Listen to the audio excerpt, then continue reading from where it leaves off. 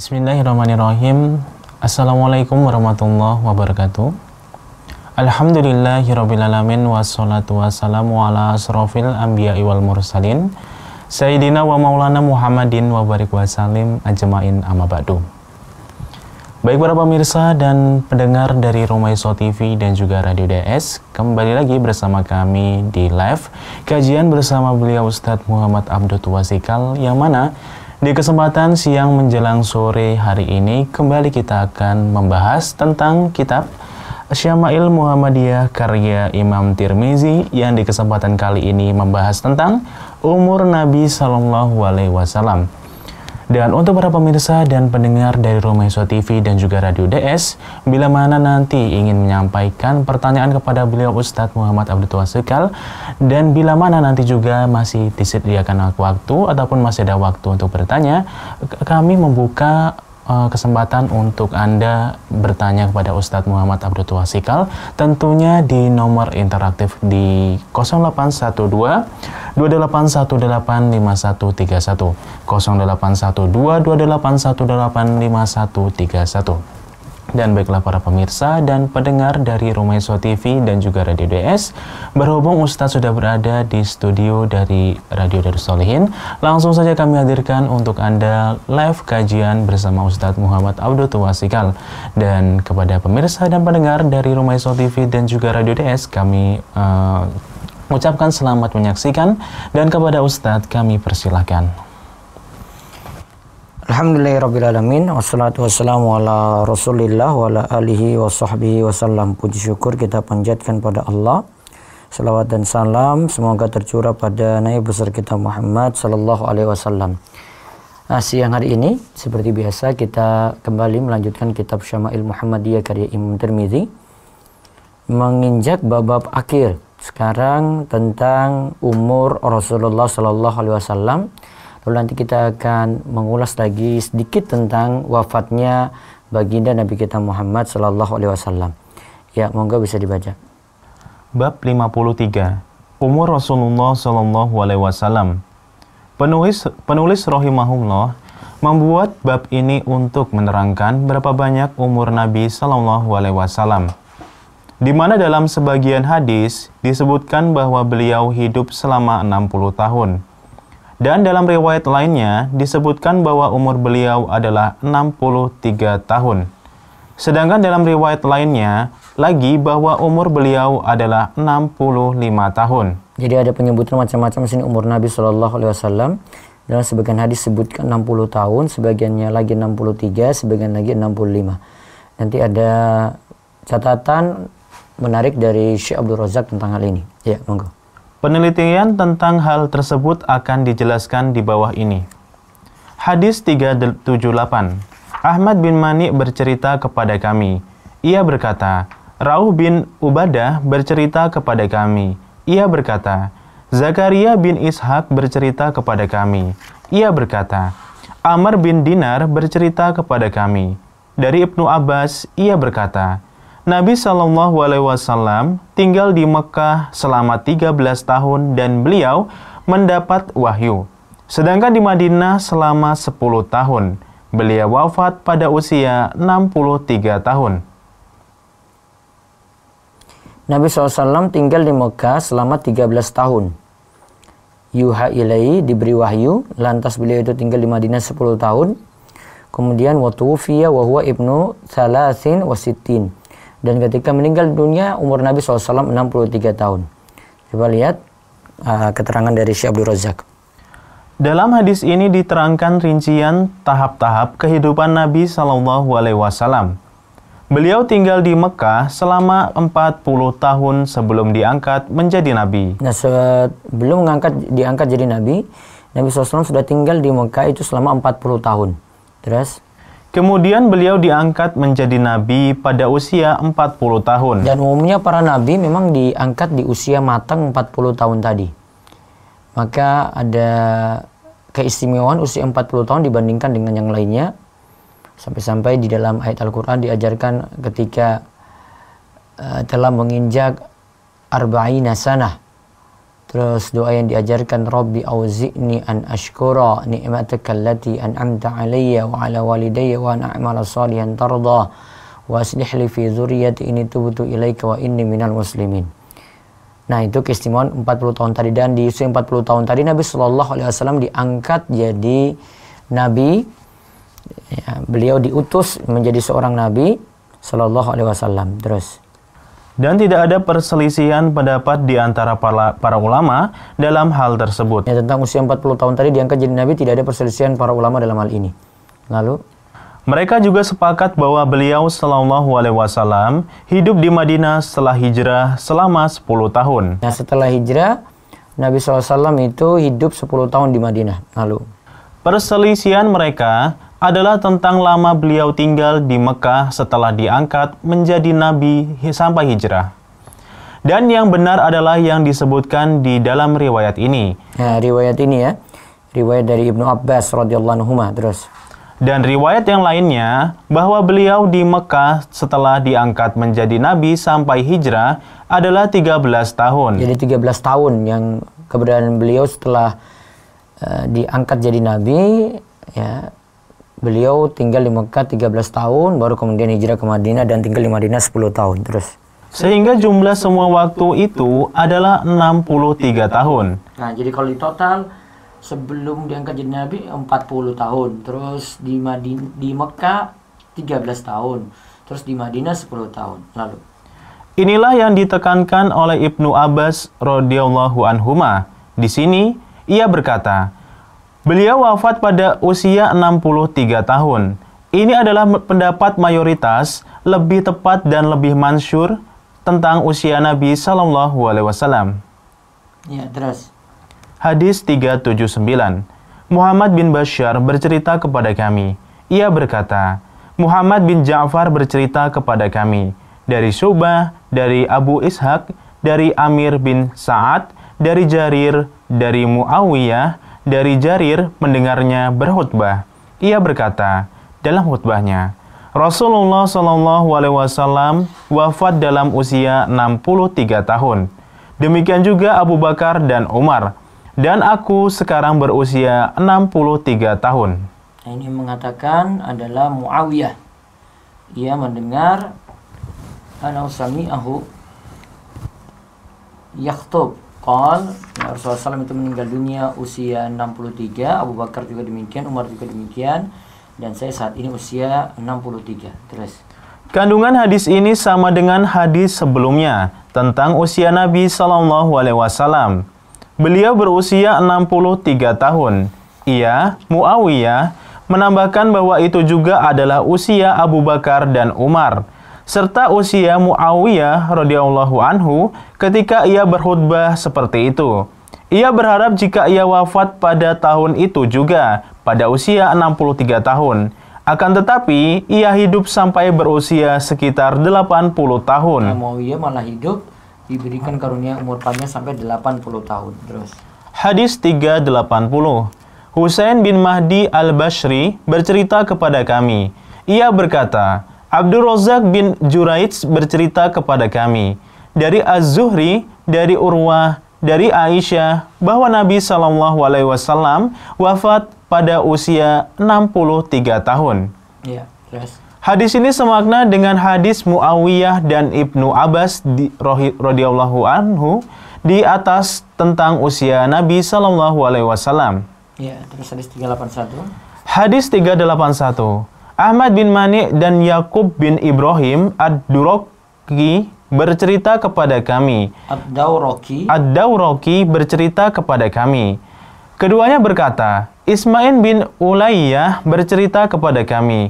Dari Khalid al-Hazza, ia berkata, Amar mantan hamba sahaya Bani Hashim memberitahu kami. Ia berkata, aku mendengar Ibnu Abbas berkata, Rasulullah Shallallahu Alaihi Wasallam wafat pada usia 65 tahun. Nah, kalau di sini wa ibnu khamsin wa sittin. Tuwfiya Rasulullah Shallallahu Alaihi Wasallam wa ibnu khamsin wa sittin. Kata Ibnu Abbas, Rasulullah SAW itu meninggal dunia dan saat itu usia beliau 65 tahun. Terus.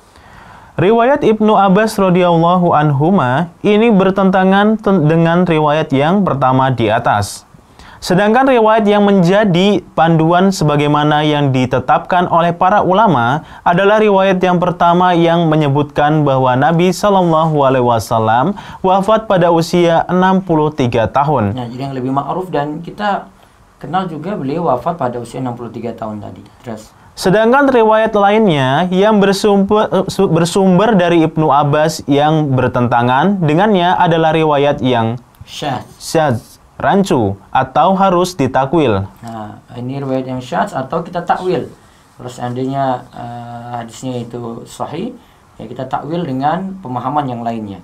Lalu hadis 382. Hadis 382. Muhammad bin Bashar dan Muhammad bin Aban bercerita kepada kami.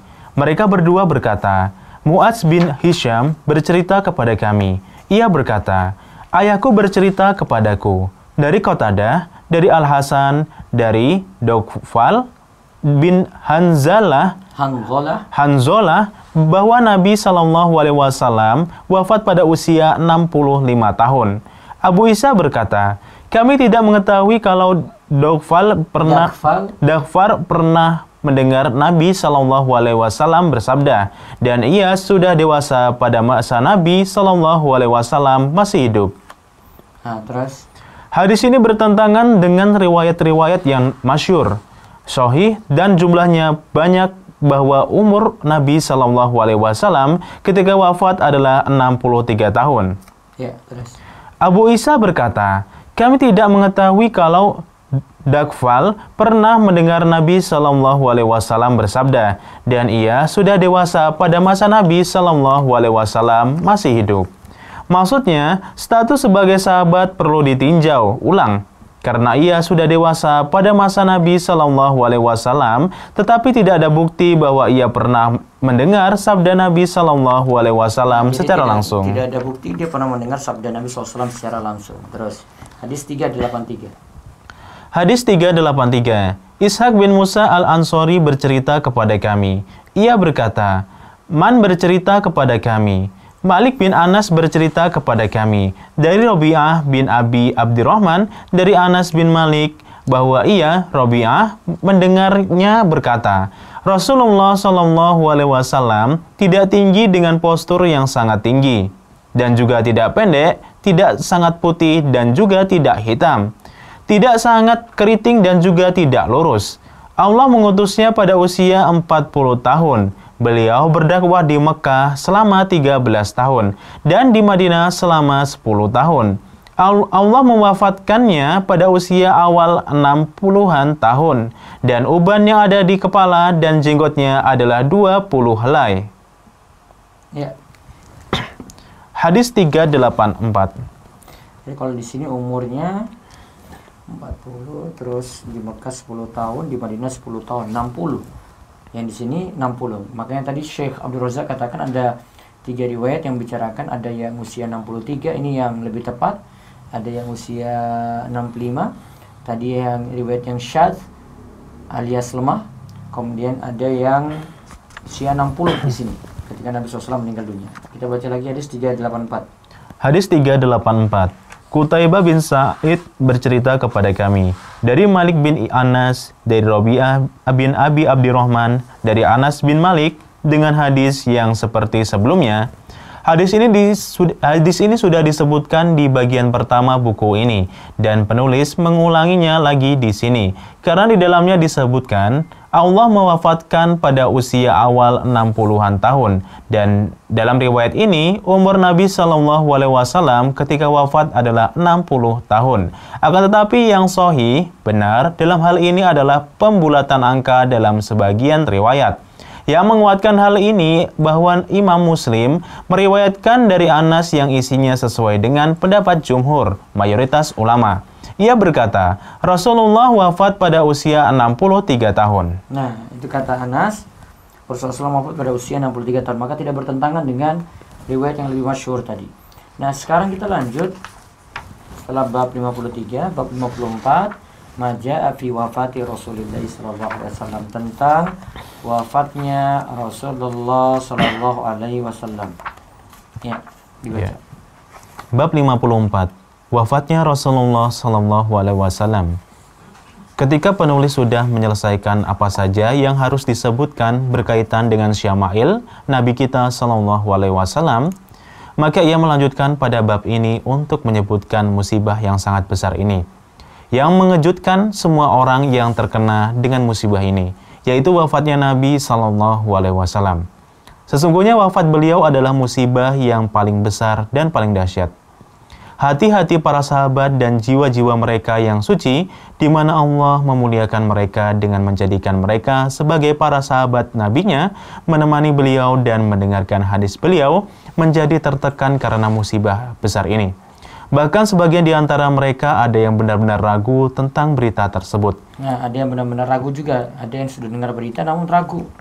Nggak yakin kalau Nabi SAW meninggal dunia. Terus. Ketika pertama kali disebutkan berita besar tentang kematian Rasulullah SAW, Umar bin Al-Khattab radhiyallahu anhu pun berkata, "Barang siapa yang berkata bahwa Nabi Muhammad telah wafat, maka akan kupenggal lehernya dengan pedang." Sehingga Abu Bakar dikatakan man qala inna Nabi SAW qad mata darabtuhu bis-sayf. Jika ada yang mengatakan bahwa Nabi SAW telah wafat, aku akan memenggalnya dengan pedang. Terus. Sehingga Abu Bakar As-Siddiq radhiyallahu anhu maju di depan kerumunan para sahabat yang berada di dalam Masjid Nabawi dan berdiri di depan mereka. Ia berkhutbah dengan khutbah yang sangat agung, yang dengan khutbah itu Allah menjadikan hati-hati orang beriman menjadi tabah. Jiwa-jiwa mereka mendapat cahaya, bisa melihat, ia memuji Allah dan menyanjungnya, kemudian ia membacakan firman Allah Subhanahu wa taala. Ya, yaitu innaka maitun wa innahum maitun. Dibaca Az-Zumar ayat 30. Sesungguhnya kamu akan mati dan sesungguhnya mereka akan mati pula. Terus. Quran surat Az-Zumar ayat 30 hingga akhir ayatnya. Kemudian membaca firman Allah Subhanahu wa taala. Wa ma Muhammadun illa rasulun qad khalat min qablihi rusul. Afa immata aw qutila in qalabtum ala aqabikum qutila in qalabtum ala aqabikum. Al-Imran ayat 144. Muhammad itu tidak lain hanyalah seorang rasul. Sungguh telah berlalu sebelumnya beberapa orang rasul. Apakah jika ia wafat atau dibunuh kalian berbalik murtad? Quran surat Al-Imran ayat 144 hingga akhir ayat. Terus. Kemudian Abu Bakar As-Siddiq radhiyallahu anhu mengucapkan sebuah kalimat statement yang sangat terkenal. Barang siapa yang beribadah kepada Allah, maka sesungguhnya Allah itu maha hidup dan tidak akan mati. Dan barang siapa yang beribadah kepada Muhammad, maka sesungguhnya Muhammad telah wafat. Nah, jadi Abu Bakar katakan tegas, "Man kana ya'budullaha fa innallaha hayyun." Siapa yang beribadah kepada Allah, ingat Allah itu hidup, tidak mati. Wa man kana ya'budu Muhammadan, dan siapa yang menyembah Muhammad, ingat fa inna Muhammadan qad mata. Ingat baik-baik, Muhammad itu telah meninggal dunia. Terus. Ketika Umar radhiyallahu anhu berkata, "Sesungguhnya ayat itu terdapat dalam kitabullah, tetapi seakan-akan aku merasakan ayat itu tidak ada dalam kitabullah." Disebutkan juga sebagian riwayat bahwa Umar radhiyallahu anhu berkata, "Tidak didengar dari setiap orang kecuali ia membaca ayat itu." Maksudnya, semua orang yang ada di kota Madinah pada waktu itu, kemudian semua orang yang menghafal berita tersebut, dan semua orang yang mengetahui hakikat yang terjadi, dan mereka merasakan musibah yang sangat besar ini. Mereka tertimpa musibah dengan wafatnya Rasulullah SAW yang merupakan teman yang paling agung. Ya, terus. Oleh sebab itu, Rasulullah SAW bersabda, "Jika salah seorang di antara usiba ahadukum bi musibatin falyadhkur musibatahu bi fa innaha a'dhamul masaibi 'indahu." Baca. Jika salah seorang di antara kalian tertimpa musibah, maka hendaknya ia mengingat musibah yang ia alami bersamaku. Karena sesungguhnya musibah yang ia alami bersamaku itu lebih besar dari yang ia alami. Ya, terus sekarang kita masuk ke hadis 385. Itu tadi tentang muqaddimah ya, bahwasanya Rasulullah SAW itu juga meninggal dunia. Lalu setelah itu kita lihat hadis 385, kita baca satu hadis untuk kesempatan kali ini. Ya, silakan. Hadis 385. Abu Amr Al-Husain bin Huraits, Qutaibah bin Sa'id dan yang lainnya bercerita kepada kami. Mereka berkata, Sufyan bin Uyainah bercerita kepada kami. Dari Az-Zuhri, dari Anas bin Malik, ia berkata, pemandangan terakhir yang aku lihat pada diri Rasulullah SAW adalah terbukanya tirai pada hari Senin. Aku memandang ke arah wajah beliau, seakan-akan wajah itu adalah lembaran mushaf. Dan waktu itu orang-orang di belakang Abu Bakar, beliau berisyarat kepada semua orang agar mereka tetap di tempatnya masing-masing. Abu Bakar mengimani mereka dan ia menutup tirai lagi.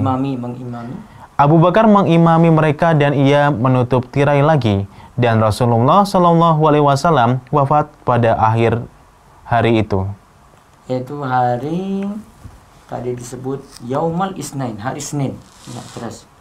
Dalam hadis ini dijelaskan bahwa Rasulullah SAW wafat pada waktu duha hari Senin. Pada hari itu, orang-orang sholat subuh dengan diimami oleh Abu Bakar. Nabi SAW mengalami sakit yang semakin parah pada hari itu. Beliau SAW membuka tirai dan melihat para sahabat yang bersaf dengan rapi. Mereka tunduk kepada Allah, beribadah kepadanya dengan mengharapkan pahala darinya, takut akan hukuman darinya. Ketika beliau SAW melihat mereka dengan informasi seperti itu, maka beliau pun tersenyum sebagaimana yang disebutkan dalam kitab As-Sahih. Ya, terus. Kemudian Rasulullah SAW tersenyum dan tertawa. Ini adalah rasa gembira dan bahagia. Anas radhiyallahu anhu melihat Rasulullah SAW pada kesempatan itu dan ia menceritakannya dengan ungkapan, Ka'annahu waraqatu mushafin. Dibaca. Seakan-akan wajah itu adalah lembaran mushaf karena bersihnya, indahnya, bagusnya, eloknya, dan cahayanya. Ya, kemudian beliau menutup tirai setelah melihat pemandangan yang menggembirakan tersebut, yaitu umatnya yang berkumpul di dalam Masjid Nabawi dalam keadaan sholat. Nah, jadi Nabi SAW bisa melihat berarti keadaan jemaah di Masjid Nabawi dari rumah beliau. Terus. Allah menjadikan hati nabinya tentram, salawat dan salam senantiasa tercurah kepada beliau dengan keadaan yang menggembirakan tersebut. Kemudian beliau pun tersenyum dan tertawa, yaitu senyuman kebahagiaan dan kegembiraan. Hatinya menjadi tenang dengan melihat pemandangan yang membahagiakan tersebut. Keadaan sholat tidak berhenti sampai hari terakhir beliau saja. Ali radhiyallahu anhu sebagaimana yang diriwayatkan oleh Imam Ahmad dan musnadnya dengan sanad yang sahih dari Ali, ia berkata, ucapan yang paling terakhir diucapkan oleh Rasulullah SAW adalah As-sholah ittaqullah fima malakat aymanukum. Salat, bertakwalah kepada Allah pada siapa saja yang kalian miliki, budak.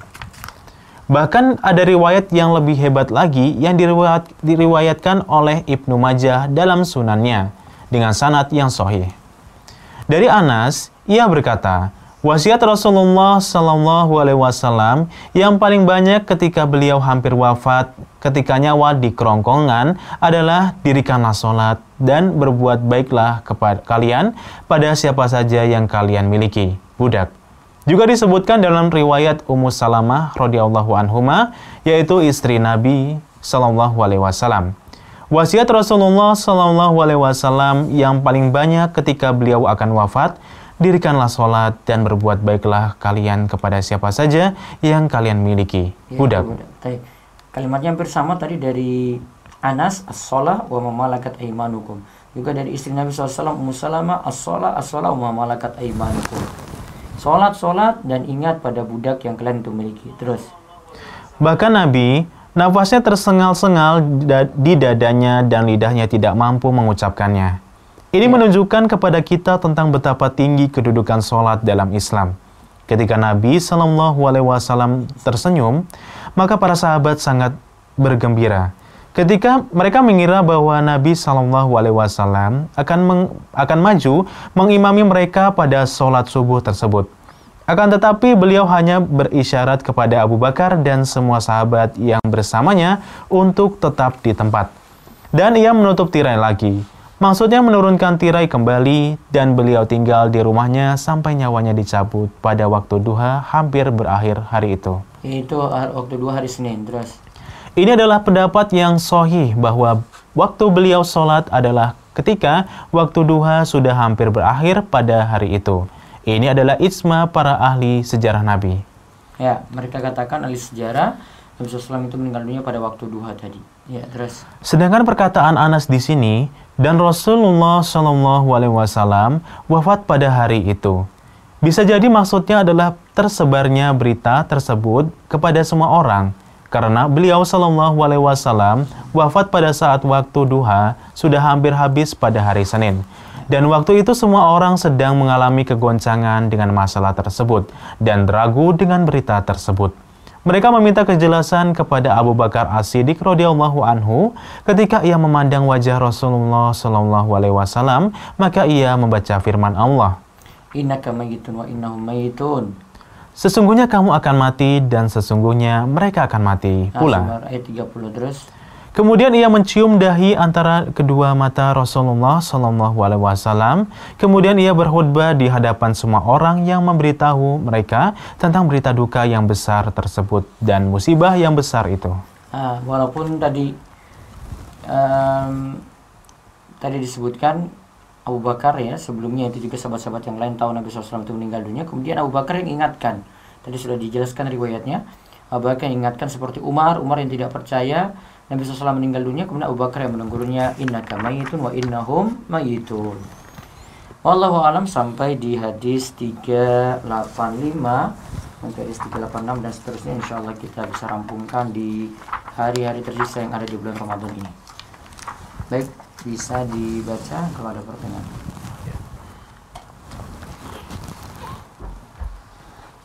Ya, dari WhatsApp Ustadz.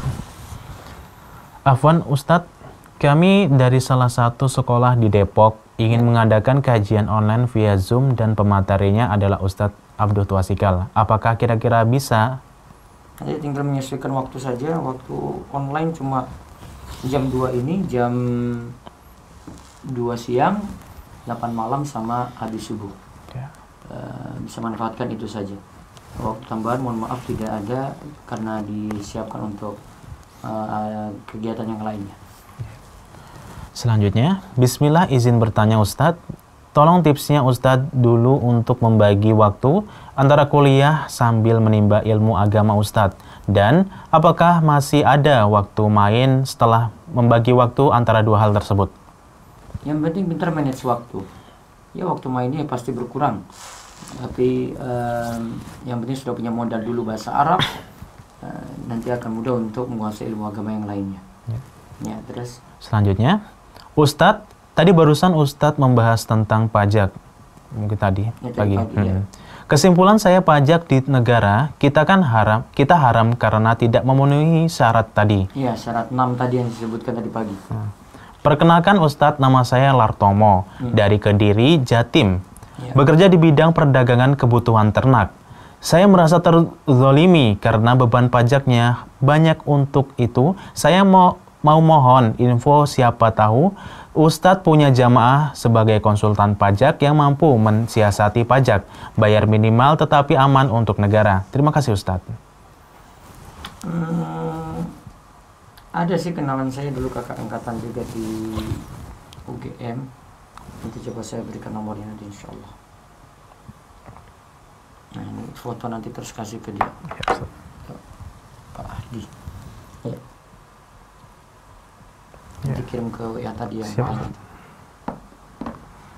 Ya, selanjutnya Ustadz nih. Ya.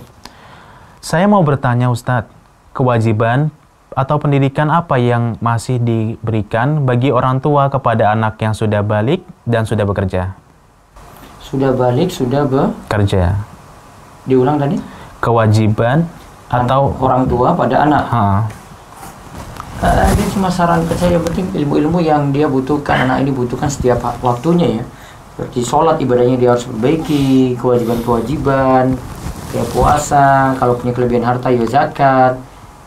Dan yang lebih penting adalah masalah keimanan, tauhidnya harus diluruskan. Terus. Ya, selanjutnya, Ustadz, menanggapi pajak yang tidak boleh dipungut terus-menerus, bagaimana jika pembahasan pajak di negara kita disinkronkan dengan pemahaman struktur APBN, ilmu keuangan negara?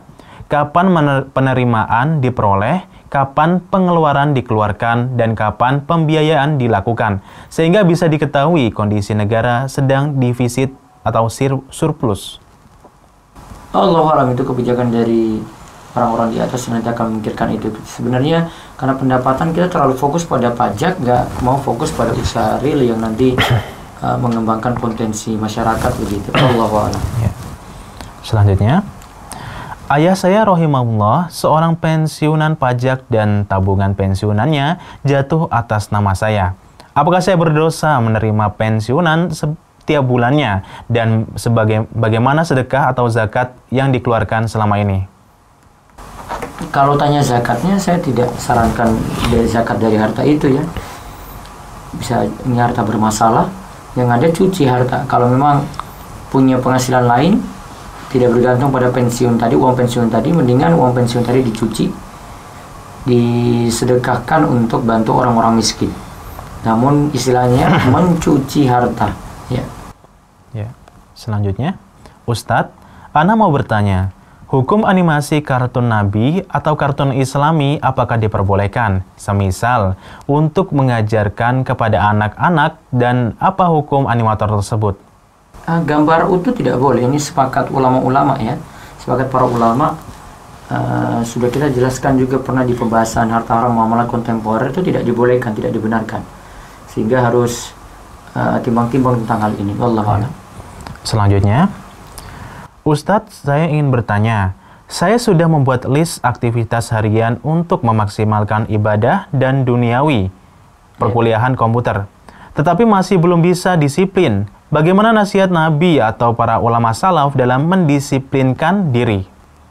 Ya, karena harus dipaksakan diri tadi, dan bisa pakai skala prioritas ya. Mana yang saya harus kerjakan, mana yang harus saya tunda begitu. Ada skala prioritas. Tidak semua penjadwalan yang kita buat itu kita kerjakan semua. Ada yang kita kerjakan, ada yang masih bisa dipending, kita pending. Ya. Selanjutnya, Ustadz, saya Fauzi dari Semarang izin bertanya. Ya. Saya biasa zakat mal dengan memberikan langsung tanpa melalui amil. Tapi zakat tahun kemarin setelah dicek ada yang salah satunya tidak tergolong golongan yang berhak diberikan. Apakah saya terhitung hutang zakat tahun kemarin dan harus ditunaikan tahun ini? Tunaikan. Kalau belum tunaikan maka jadi utang, maka harus tunaikan. Itu hak fakir miskin yang belum tunaikan, dia harus bayar. Ya. Selanjutnya, bisa juga para pendengar menelpon di 0812-281-85131. Masih ada waktu 5 menit ini. Silakan untuk menghubungi nomor tersebut, atau ada di layar kaca di Rumah Iso TV, bisa telepon langsung, lebih diprioritaskan. Ya, monggo baca lagi. Ya, selanjutnya, Ana wudhu terlebih dahulu tentunya dengan membaca basmalah di awal, Ustadz. Namun di tengah-tengah wudhu, Ana kentut, Ustadz. Namun kentutnya bukan kentut yang menimbulkan bau dan suara. Tetapi kejadian seperti itu terjadi berkali-kali, Ustadz. Apakah Ana itu sedang diganggu jin, Ustadz? Bisa jadi, dan bisa jadi itu was-was. Ya. Coba dicek dulu. Itu kesalahannya apa. Baik, ini Muhammad Amin Afandi dari YouTube. Ustadz, saya mau bertanya, bolehkah membuat animasi kartun Islami untuk film anak-anak? Jadi kartun untuk membuat anak mengenal Islam, namun dengan gambar kartun. Boleh dong pakai aturan-aturannya, kepalanya misalnya nggak utuh di gambarnya gitu. Bisa lihat contoh-contoh gambarnya di Instagram Rumah Iso. Itu banyak contoh animasi-animasi yang kita buat. Ustadz, apakah hadis mengenai sholat tasbih itu sahih? Bagaimana cara mengerjakannya yang benar? Kalau saya menganggap hadisnya itu lemah, walaupun sebagian ulama mensesuaikan hadis tersebut. Wallahu a'lam. Terus baca lagi. Selanjutnya, Ustadz, saya seorang karyawan. Di tempat saya kerja, saya punya sampingan jualan makanan ringan. Apa hukumnya, Ustadz? Coba diulang. Ustadz, saya seorang karyawan. Di tempat saya kerja, saya punya sampingan jualan makanan ringan. Apa hukumnya, Ustadz? Kalau diizinkan dari sisi kantor mau mengizinkan seperti itu tidak masalah. Wallahu a'lam. Ya. Satu lagi mungkin. Satu lagi. Ana mau bertanya, memberikan fidyah berupa makanan kepada pengemis, orang yang minta-minta, pengamen di pinggir jalan, apakah boleh? Apakah ini dikategorikan seseorang yang miskin? Kalau memang yakin dia orang-orang itu orang-orang yang miskin, lihat dari keadaannya, dan kita nilai cuma lahiriah ya. Kalau memang terbukti ya tidak ada masalah untuk diberi fidyah tadi, karena fidyah memang harus diberikan pada orang miskin sebagaimana konsekuensi dari ayat. Satu lagi. Ya, satu lagi.